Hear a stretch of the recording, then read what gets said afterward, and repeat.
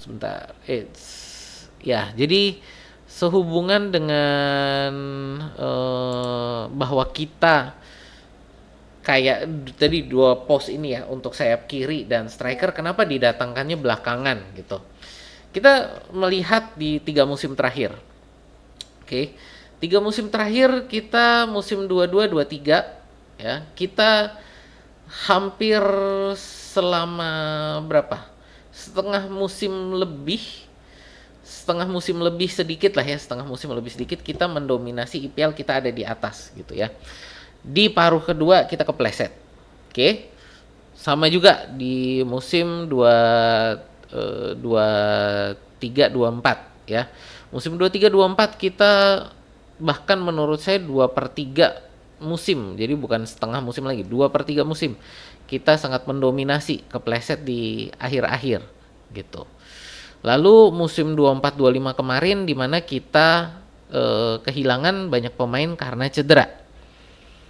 Kalau saya melihat dari 3 musim ini, problem kita sebenarnya bukan masalah striker atau sayap kiri. Kita bisa lihat musim 22-23 dan 23-24, teman-teman boleh cek. Itu jumlah gol kita itu nggak ada masalah.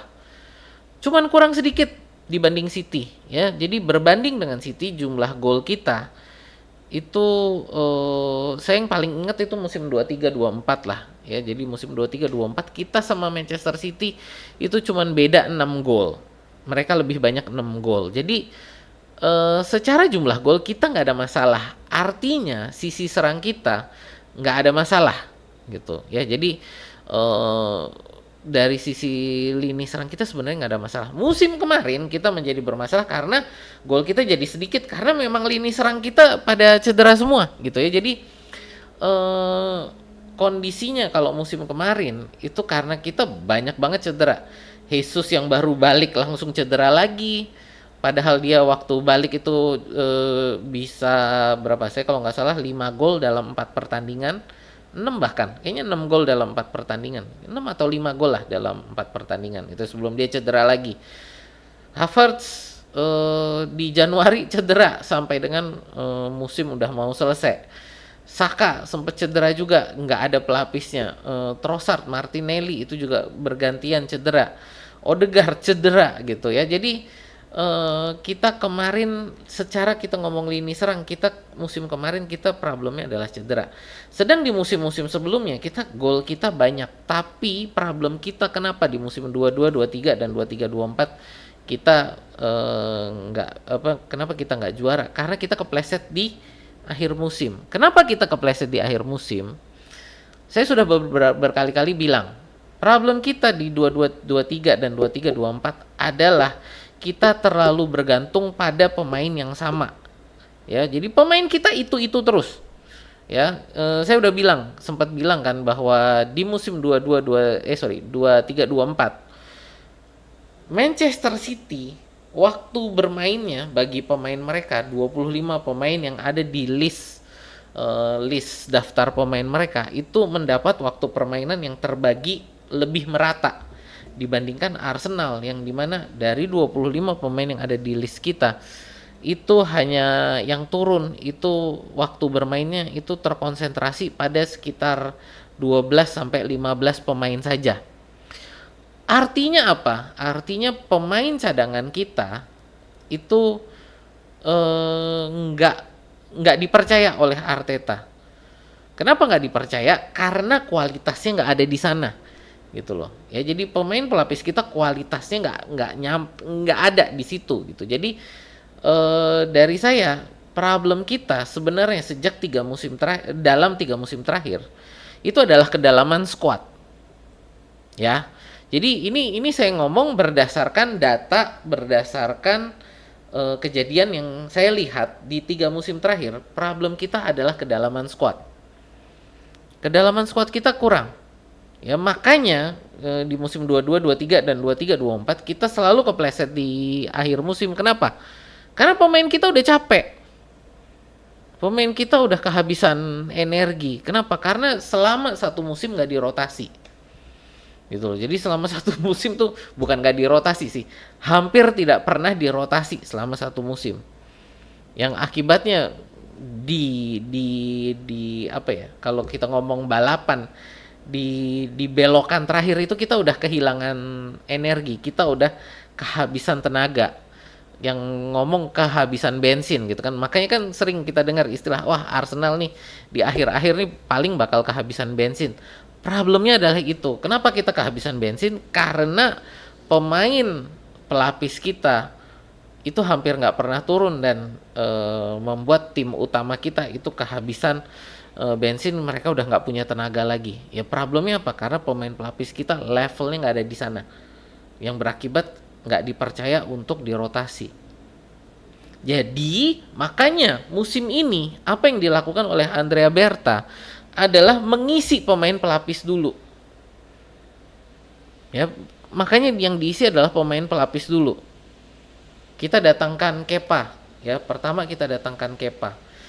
Zubimendi sebenarnya udah beres, cuman kan baru diperkenalkan belakangan. Kenapa? Itu masalah FFP lah. Tapi Zubimendi ini kenapa didatangkan? Karena kita tahu kita akan kehilangan Jorginho dan Thomas Partey. Ya, jadi itu sebenarnya untuk masalah Thomas Partey, teman-teman lihat video saya yang sebelumnya lah.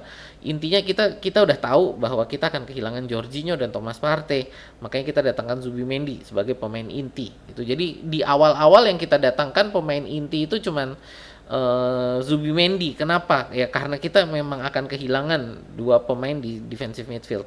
Setelah itu kita datangkan Norgard. Setelah itu kita datangkan habis Norgard itu Madueke. Ya, Madueke. Habis itu Mosquera gitu kan, baru habis itu si Gyökeres. Nah, ini baru Eze terakhir gitu. Kenapa kita mendatangkan urutannya seperti itu gitu? Karena tadi yang saya bilang, kekurangan kita adalah kedalaman squad, dan di posisi-posisi ini kita yang tidak punya kedalaman squad gitu ya. Kita nggak punya pelapisnya Saliba, oke.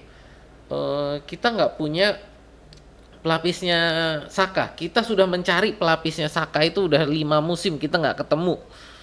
Makan mungkin nggak nyampe lah, mungkin sekitar 4 musim inilah, sekitar 4-5 musim lah kita nyari pelapisnya Saka, kita belum dapat. Baru akhirnya kita datangkan Madueke ini, nggak tahu apakah akan berhasil atau tidak, tapi intinya kita sudah lama mencari pelapisnya Saka ya. Jadi ini menurut saya yang kenapa kita mendatangkan para pemain ini terlebih dahulu, karena memang itu yang menurut saya benar lebih urgent. Kedalaman squad kita itu lebih urgent ya, karena tadi sekali lagi kita melihat 22-23 dan 23-24 jumlah gol kita nggak ada masalah, jadi lini serang kita nggak ada masalah. Saya berani ngomong itu musim 22-23 dan 23-24 waktu banyak juga yang bilang beli striker. Saya bilang musim itu ngapain, jumlah gol kita ada kok gitu loh ya. Tapi seiring ke sini saya lihat problem kita bukan masalah lini serang, problem kita kedalaman squad. Jadi itulah kenapa yang diutamakan adalah kedalaman squad dulu. Setelah kedalaman squad itu ada, baru kita mencari upgrade ya, supaya musim besok ini kita juga bisa menambah jumlah gol kita gitu loh. Jadi bukan hanya puas dengan kondisi gol kita di musim 22-23 dan 23-24 yang cukup banyak menurut saya ya. Tapi kita perlu menambahkan. Makanya setelah kedalaman squad beres, baru kita ngisi di striker dan penyerang sayap kiri gitu ya. Jadi itu sih pendapat saya, kenapa lebih diutamakan adalah untuk kedalaman squad, karena kita selalu kehabisan bensin di belokan terakhir gitu ya. Itu jadi biar ini harapannya, dan saya juga ingin lihat Arteta musim ini untuk membagi beban permainan ke lebih banyak orang ya. Jadi bukan hanya pemainnya, jangan hanya itu aja gitu. Jadi beban permainan ini menurut saya harus dibagi ke lebih banyak pemain, karena kita sekarang sudah mengisi kedalaman squad itu, dan kedalaman squad yang sudah diisi ini menurut saya harus dipakai gitu. Jadi dari saya bukan hanya masalah Gyökeres atau Eze atau Rodrigo atau Anthony Gordon gitu ya, tapi juga bagaimana ini para pemain pelapis ini musim musim besok harus dipakai untuk supaya jangan sampai kita kehabisan bensin di akhir musim seperti musim-musim ya 2223 dan 2324 gitu ya. Itu jadi dari saya kenapa kita ngisinya adalah untuk kedalaman squad dulu, bukan dari striker atau